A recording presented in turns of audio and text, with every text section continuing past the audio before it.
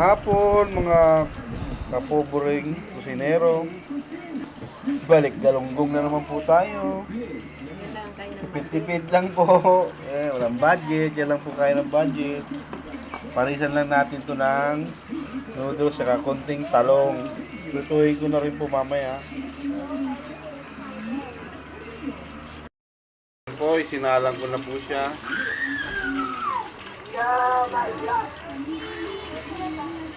Lagyan ko siya ng ng mix na harina para hindi na ako mag-aasim. Yan po. Ang prito po namin yan hanggang bukas na po yan. Para may mga maulam ng mga bata. Yan po. Ito naman po yung susunod natin ang talong.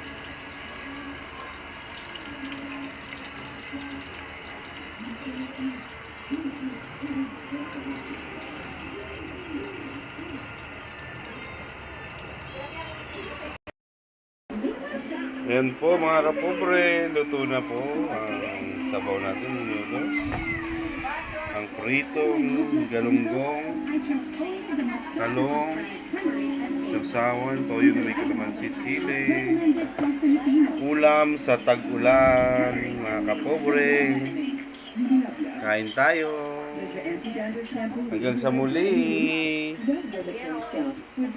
Ayun yung lingkod, pobreng kusinero. Bye bye.